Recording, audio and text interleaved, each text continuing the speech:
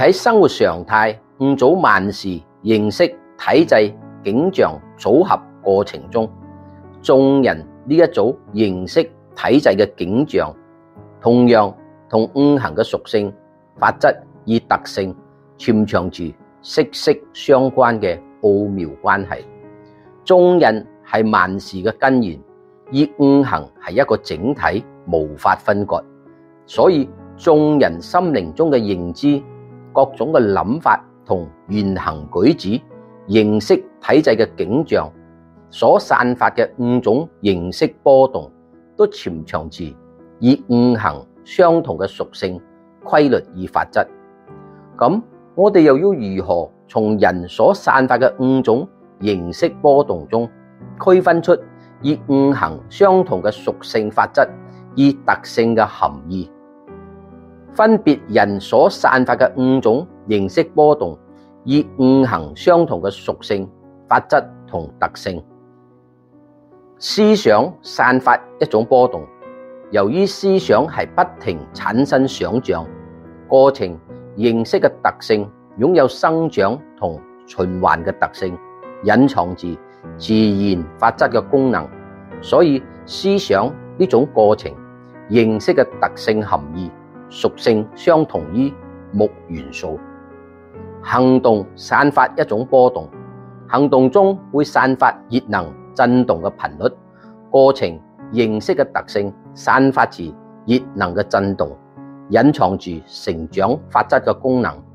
所以行動呢種過程形式嘅特性含義、屬性相同於火元素。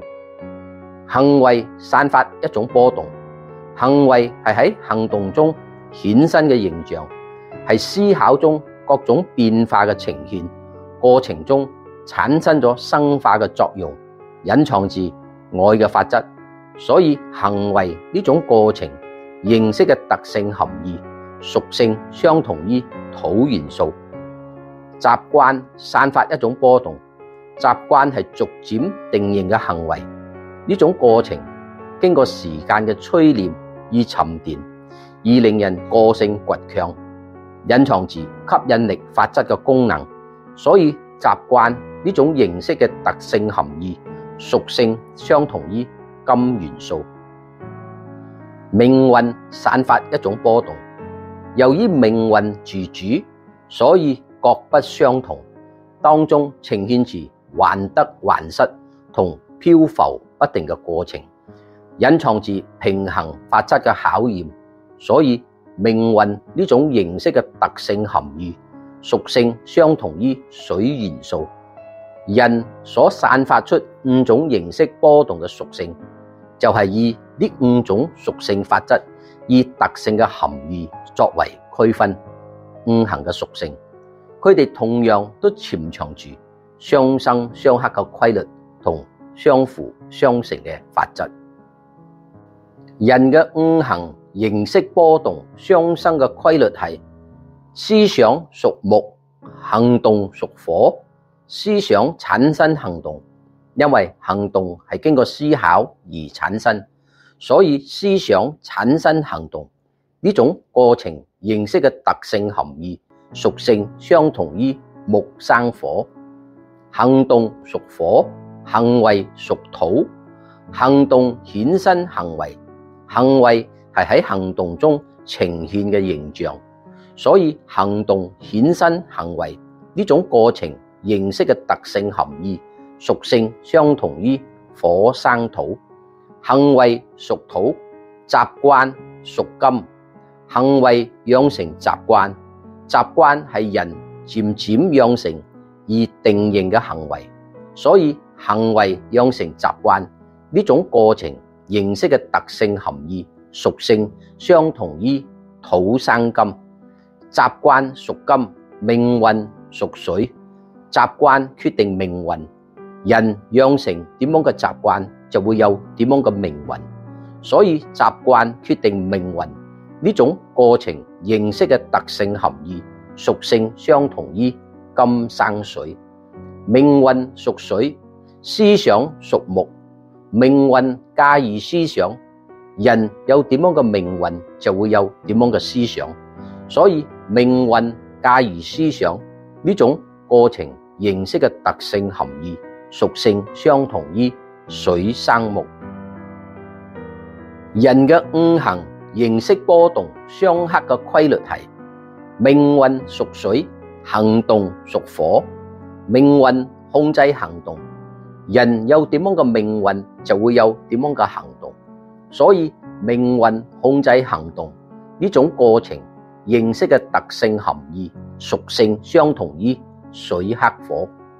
行動屬火，習慣屬金。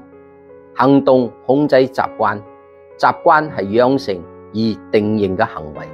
要改變唯一就係採取行動，所以行動控制習慣呢種過程形式嘅特性含義屬性相同於火克金。習慣屬金，思想屬木。習慣控制思想，雖然思想產生行動，但係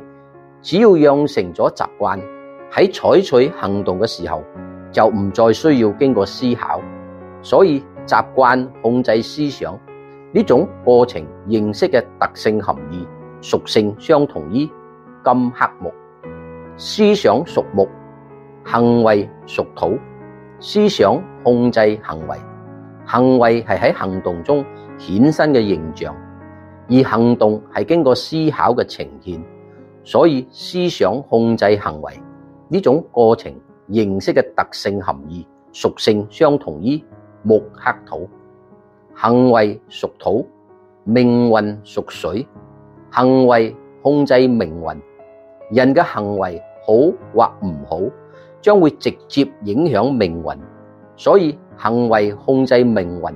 呢種過程形式嘅特性含義屬性相同於土克水。所以人心靈形式體制現象嘅組合就係以呢五種相生相克嘅規律同相輔相成嘅法則體系，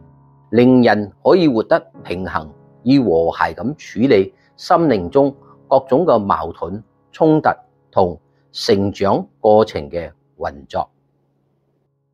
而同樣社會形式嘅體制都潛藏住五種形式嘅體制組合，係有秩序屬性相同於水元素，法律屬性相同於木元素，罪案屬性相同於火元素，法官屬性相同於土元素，財富屬性相同於金元素。社會形式嘅體制系統就係以呢五種相生相克嘅規律同相輔相成法則嘅體系，而活得和諧而平衡咁運作。而喺社會規律與法則形式嘅體制中，同樣都潛藏住五組形式嘅體制組合，係源於問題屬性相同於水元素，推理屬性相同於木元素，分析屬性相同於火元素，概念屬性相同於土元素，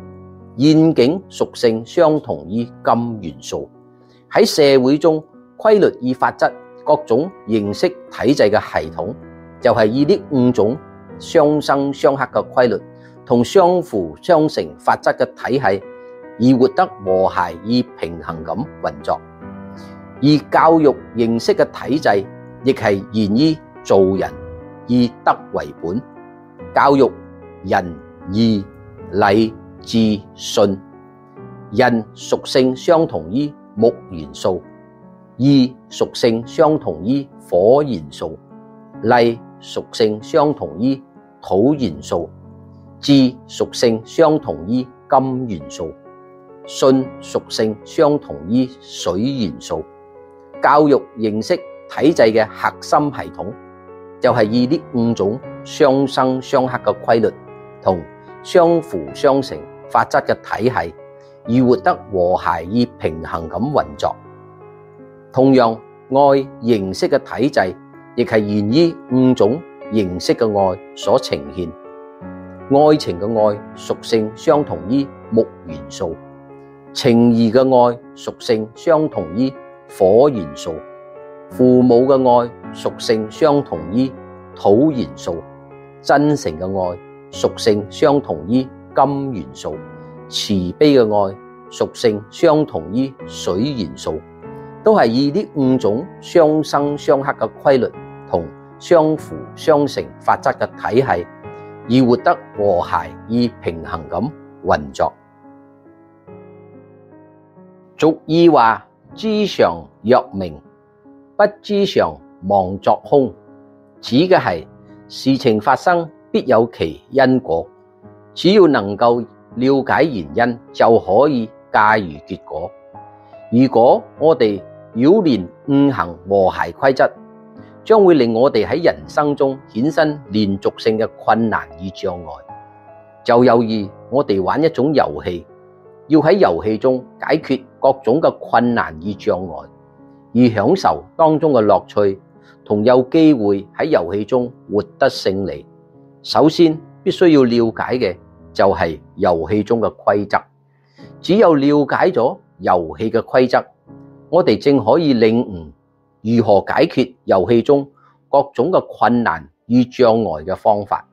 同時仲可以獲得享受遊戲中嘅樂趣，最後正有機會喺遊戲中獲得勝利。所以我哋嚟到呢個世界，要駕馭命運，要主宰人生，要享受生活中嘅樂趣，同樣就必須要先了解五行與命運人生嘅奧妙關係，因為潛藏於五行與命運人生中嘅規則，係令人生活得平衡與和諧咁處理萬事與萬物嘅核心，更係助我哋生活過得從容自在、開心同幸福快樂嘅泉源。到底五行元素與人嘅心靈接觸，產生共鳴、衍生思想時，會產生啲乜嘢感覺？佢係如何影響人嘅思想輪轉，令人衍生情緒，而形成自動性，